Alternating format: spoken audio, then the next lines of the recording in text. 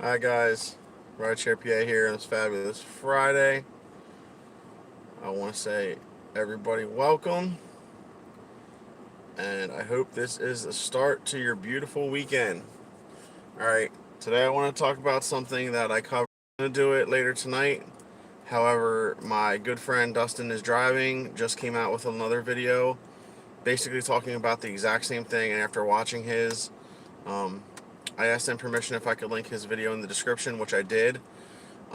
It's talking about rider accountability. Okay, guys, I've talked about this once or twice before, and I know he has too. Um, Drivers are held to a certain standard. Okay, we always try to get that 5-star rating from everybody. However, some people are dicks and they always give a 1-star rating or whatever just because they want to try and get out of paying for that fare. Um, but at the end of the day, if our rating goes below a certain amount for too long, then Uber or Lyft will look at that account and decide whether or not they want to deactivate you. Okay? I believe firmly that riders should be held to the same accountability as drivers. Okay? If you're a rider and you get too many negative comments from drivers on your account, then you should be deactivated also. Okay? Um, from a driver's standpoint, if we get too low, we get deactivated. However, we cannot get back on the platform. Once we're deactivated, we're deactivated. Okay, it's not like we can go out and get a different ID and different car insurance and all this stuff, blah blah blah, and just hop back on the system. However, a rider can easily, they get deactivated, just go in and create another account with a different credit card and a different login, different email. So, what's to stop them from doing that? Okay, I firmly believe that Uber and Lyft need to look at getting riders to either put in some form of ID or some type of picture of their face with facial recognition the way it is now. They could easily make sure that a rider, once he's deactivated, cannot be just make another account. Okay, it's also very simple to do. Um, Ever so many drives or rides I get, I know for a fact Uber asked me to take a selfie of myself and verify that I am the one driving. Okay, so why can't they do that with their rider app? Okay, you take a picture when you first open your account after, let's say, 20 rides.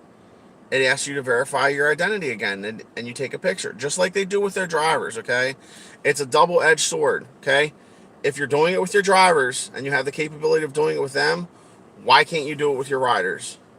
Okay, it's safety. It goes both ways, guys. Welcome to the channel. Sorry guys, I didn't have a live chat on. If anybody did try to talk to me or ask questions, okay, if this is your first time tuning in the channel, feel free to hit the subscribe button. Feel free to hit like and do me a favor, ding that bell so you know when I'm coming out with new content or new live videos. Welcome to the channel, guys. Okay, today we're talking about driver and rider accountability, and also um, yeah, like I said, just safety features. Okay, there's no reason why they can't do it. Okay, if they're doing it with the driver's side, okay, I know it's two different apps. You have the driver's app, you have the rider's app. Okay, I have both on my phone so that way I can see where, and that's another topic too, um, which I can talk about real quick if no one has questions, is the way I operate in my town. My town is small. However, there is at any given time probably about 10 drivers on both platforms in my city. So what I will do is I will use the driver's app to get my passengers. If I'm in an area where, let's say I'm there for 5 minutes or 10 minutes and I don't get a ride, what I like to do is I'll go to the rider's app. I will see where all of, all right, so like I was saying, on both platforms, what I will do is if I'm in an area where I don't get a ping for a couple minutes, let's say on average, probably about 5 or 10 minutes, I will go onto the Riders app and I will see where all of the cars are. Okay, I will see where all of the drivers are at. And if they're all on, let's say, the west side of the town, I will drive to the east side or vice versa. My town from side to side is probably a 10 mile, maybe 15-mile circle of where I usually drive on average, unless I'm getting taken out of it on Fridays and Saturdays. But if I'm on one side, I know there's usually a lot of drivers. I'll get on the rider side, see where everybody's at, and I will go away from them so that way I get more rides. And then once I do that, then I'll get off of the app and I'll go back and forth between those two. So that way I'm not where everybody else is, because if I'm not where all the ride drivers are, I'm not going to be getting pings. Okay. Now, getting back to the original topic. Hi, how's it going? Welcome to the channel. Should riders be held to the same standards as drivers? And the very, very, very short answer is hell yes. Okay? Drivers are held at such a high standard that if we do anything wrong, we risk getting deactivated. Okay? Drivers, or riders, I mean, don't have that luxury. If they get their self deactivated, all they need to do is grab a different credit card that they have, different email address, and boom, they're back up. Okay? There needs to be standards set in place for if, let's say, a person gets a certain amount of stars down that on the rider side. Like if a driver rates them wrong for whatever reason, throwing up in their car, being rude and ignorant, things like that towards the driver, then there needs to be some standard set in place where, okay, let's see, if this person gets their ratings dropped so much and by so many drivers, okay, well then why are they doing that? Okay. And then it needs to be taken into account and they need to deactivate that rider. On the flip side, for a rider, what they need to do is, like I said before, grab another credit card, another email address, and they can come up with a new email. There needs to be some check and balance to that where if they're deactivated, they can't do that. Okay? And that's where Uber or Lyft or any rideshare service out there should implement some type of either photo ID or photo, take a selfie of yourself when you create your app, so that way they can verify that it's you. This would also be another good thing for them to do because it would be a safety issue, okay? I know right now, Uber, as far as I know, any passenger I've ever picked up, it just gives me their name. It does not give me a photo ID. One thing I will say for Lyft, on the other hand, is there has been instances where when I say to pick up my passenger, I'll go there and it'll actually give me it'll have a little photo, and when I click on their name, it'll bring their photo ID up. I'm personally an Uber fan. I love Uber more than Lyft. I drive for Uber more than Lyft, and I get more money from Uber than I do Lyft.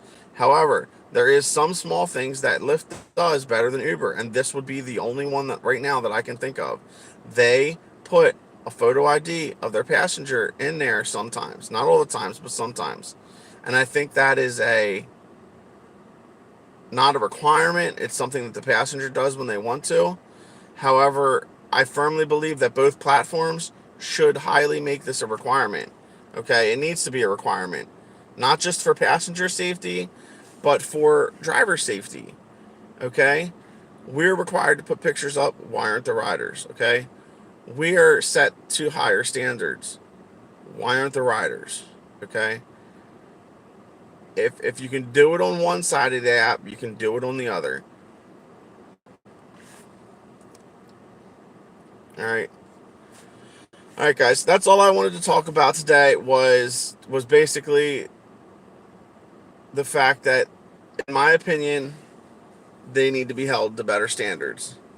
So let me know what you guys think. Feel free to comment below, and I will see you guys later. I plan on coming back at 8 p.m. tonight to do another live stream.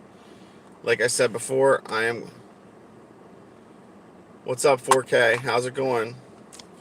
I plan on doing another live stream, maybe Friday, Saturday, and Sundays at 8. It all depends on what I have going on and where I'm driving. If I do get a lot of Uber Eats deliveries tonight, I'll probably do another one of those drive scenes.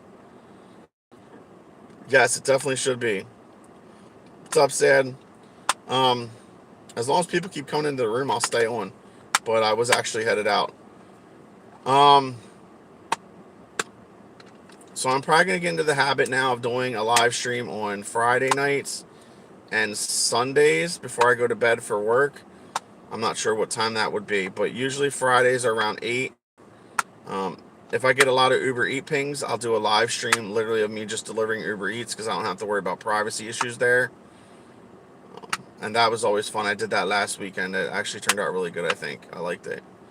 However, this weekend I'm not sure how much I will be driving because I just got this game right here in the mail.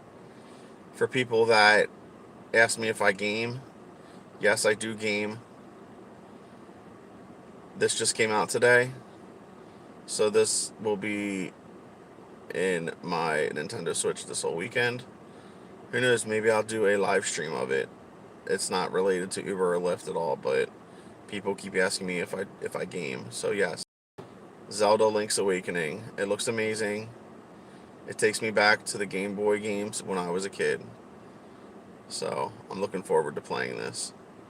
So if anybody wants to look, there's the back of it. It looks really cool. I can't wait for it. Looks awesome. Anyway, so I'm going to get going, guys. I hope you guys have a great weekend. And please do me a favor. Like I said, if you watch this video and you're new to the channel, please hit the subscribe button. Please ask me any questions that you want to. Hit the bell for any future notifications. And I look forward to talking to you all again. And I hope you have a good weekend.